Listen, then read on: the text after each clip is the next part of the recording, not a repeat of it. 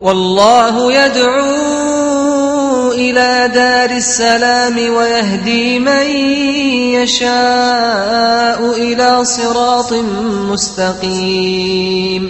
Islam is peace, Islam is ease, Islam is not danger or disease. Islam is love and prosperity, Islam is not hatred or adversity. Islam is neither maze nor grace, Islam is giving Allah praise. Islam is keeping up the pace, Islam is for every race. Islam is peace, Islam is ease, Islam is not danger or disease. Welcome to this edition of Beauties of Islam. I'm your host, Yusuf Estes. Today we're going to continue talking about the rights and limits, and that is one of the beauties of Islam. I recall when I first came into Islam that I was pretty much impressed with some of the Western teachings and some of the incidences that were taking place at the time. People were talking at that time about the rights of children, children's rights, and I remember thinking that that's an important thing. You know, children have rights, and we should find out, what are the rights of children. At the same time, though, I'm discovering Islam, and I'm looking at Islam and asking, well, what about rights in Islam? You claim that Islam is a way of life, Islam is a complete and total package for all times and all places and all people. So is there anything in Islam about rights for children? And it's funny, you know what? Islam is all about rights. In fact, that's one of the keys, one of the most beautiful things about Islam is the rights and limits. That we don't go past somebody's rights. Because, for instance, we give rights to the children. You could say, well, children have all rights, total rights. Now, all of a sudden, the children are telling the parents what to do. That's not a good idea. And it was Prophet Muhammad, peace be upon him, that said that one of the signs of the last days is going to be that the children will actually be superior to their own parents, treating their parents like slaves. This means they would be going beyond their rights, doesn't it?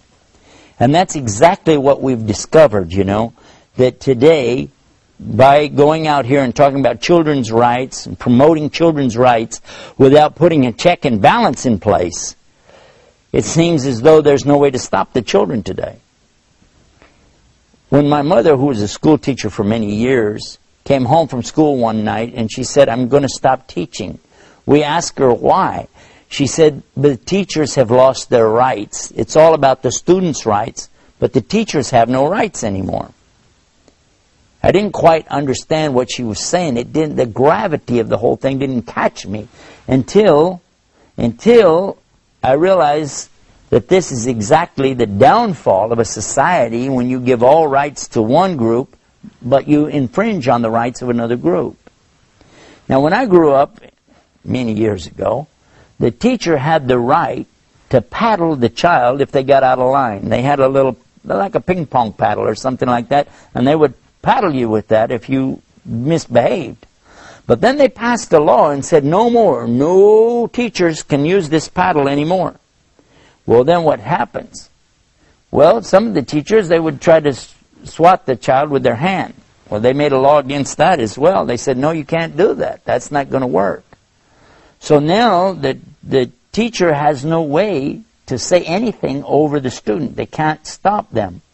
In fact, it got to the point where the students would challenge the teachers and say bad things in the face of the teacher and say, what are you going to do about it?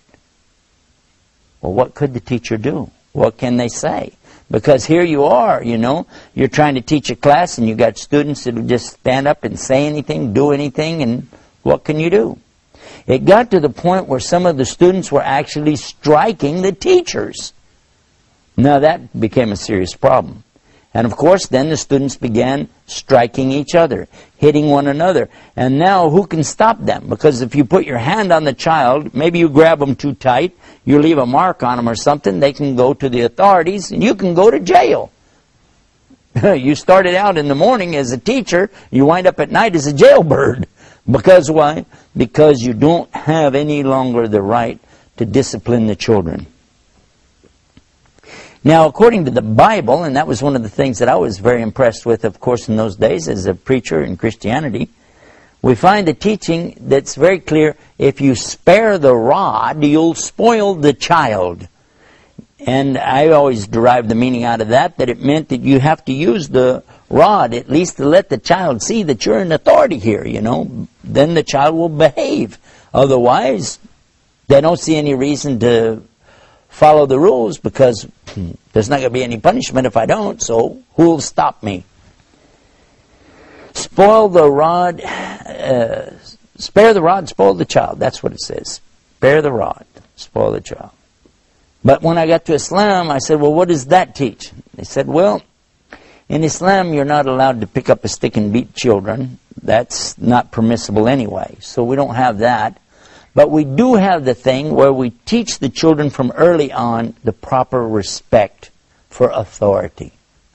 And this is instilled on the child from the time that they're able to move around, that time they're able to start thinking. They learn what they can do and what they mustn't do. This is pretty normal amongst most homes. You know, you see the mother, she'll say, no, no, no, no, don't do this, don't do that. That's normal, and it's good. Of course, in an Arabic home, they will be saying, la, la, la, la, la, la. It's the same meaning. Don't do it. But as they get older, and they begin to talk, speak, think, and converse with their parents, that's when the importance of teaching rights and limits really comes into play. Because it is right for the child to have a time to play with their toys. And it's also right that they should share their toys. But there has to be a limit. And the limit is going to be that the child cannot go and take from the other children without their permission. So we begin to teach them about asking permission. I remember one of the things that my dear friend Muhammad Abdul Rahman, who was the one who helped me get to Islam, that he taught us this by example. He was very good at giving examples of things so you could see it. One day he went to my daughter, who was about 6 years old at the time, and he asked her if she would like to borrow $1. I said, "You borrow $1? She said yes, so she borrowed the $1 from him. She borrowed $1. He said, okay, and you're my witness. I was a witness. Okay, you got a witness, you borrowed $1. A couple of days later, he asked her, do you have $1? She said she had 4 quarters. He said, okay, can you pay me back the $1 you owe me? She said, okay, and she gave him back the 4 quarters. After she went on to play, I asked him, what was that all about? He said, didn't you get it? I said, no, I don't think I understand what's going on. He said, okay, I was teaching her that if you borrow something, you must pay it back. But you don't pay it back with anything extra. For instance, if she would have said, thank you for loaning me $1, here's the $1 back and maybe a piece of candy, he said, I wouldn't take it. That would be wrong in Islam. That goes beyond what's right. The rights of borrowing are that you give back exactly what was borrowed without anything extra with it. Otherwise it would be called riba or usury. And I thought, whoa, you're teaching a child something, this is too complicated. You're starting out a little kid. He said, no, this is when it's starting. And I thought, will that really work? Well, I found out about it later. Some years later, it happened at the time of Ramadan, and they have this festival called Eid al-Fitr. And this is the celebration after Ramadan. And one of the things that happens is the children go around and smile real big in the parents' faces, and they give them candy, they give them gifts, and they give them money. And my daughter, sure enough, she came running up to me, Daddy, Daddy, look what somebody gave me. It was $100 bill. And I looked at that $100 bill and I was thinking, wow, we can buy her clothes with this. She can get, some toys with this. Maybe we even buy her, an outfit. We can, so many things I was thinking about could be done with that $100 bill. But she went over to the masjid, the mosque, it's called masjid, to a box that was there for donations, and she put the whole $100 bill in that box. I said, what? What'd you just do? She said, I put it in there. I said, why? She said, I always wanted to have $100 to put it in the masjid box, because so many times people talked about things that we need, things that the masjid needs, things the school needs. She said, and I knew I didn't have any money, but I knew if I ever got $100, I would put it in there, and I just got to do it. Isn't that good? And I thought about it. I said, look at this. This child has understood something better than I did. Whereas I was thinking we could get her some clothes, we could get her some toys, candy, gum, things like that with the money. And look at what? She's understanding value, a value that's a higher level of value, not just dollars and cents. So what we're learning from this kind of rights, is that there is something with limits too. You don't just think about what I get for me. You don't just think about, oh, how is this going to benefit my circumstance right now? But you think about how it will benefit others. And by the way, all the time you're doing that, Allah is for sure going to be recording and making sure that you get full reward here and in the Day of Judgment. So this is something really big for us. This kind of rights that we're talking about, really, we could talk about this for a very long time. There's a lot of depth behind it. But what I'd encourage you to do is to study this. Sit with your teachers of Islam and read the Quran and read some of the stories from the books. Like this is Sahih Bukhari. These are some of the teachings of the Prophet Muhammad, peace be upon him. And we find a lot of things in there that will really help us to understand about rights and limits. And I'll give you an example of just one of the things that impressed me an awful lot about this, was the rights and limits is spelled out in one of the chapters of the Quran. Now, in another program, we're talking about this same subject in a bigger detail, but I'll just refer to it for you so that you can look it up. Chapter 49 in the Quran, it's called Surat Al-Hujurat. Surat Al-Hujurat. And when you go to this chapter 49 in the Quran, you're going to be surprised to discover how it's telling you the proper dealings with men and women both. What a man should do, what a woman should do, what women together should do as groups, what you shouldn't do, how to behave, how is your behavior, and the akhlaq is what they call it. This is akhlaq, the behavior. And all of these things are dealing with the rights and limits of a human being. I think this is a good chance for me to sum it up and tell you that if you go to our website, the website it's called beautiesofislam.com, and you'll find programs like this will be displayed there. And you'll get a chance also to find our other links that will take you to the Quran and the teachings of Muhammad. And when you go and watch for yourself these little programs, the snippets that we'll have on there for you, I think it'll help you to put all of it in perspective.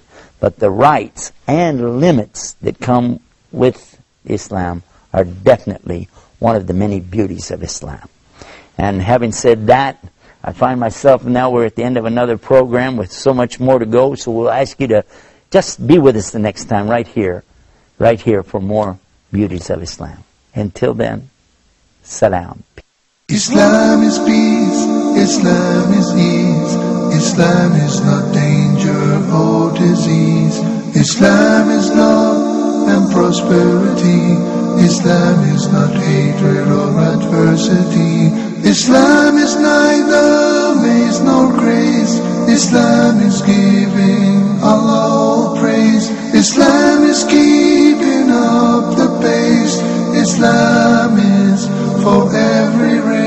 Islam is peace, Islam is ease, Islam is not danger or disease, Islam is love and prosperity, Islam is not hatred or adversity, Islam is neither maze nor grace, Islam is giving Allah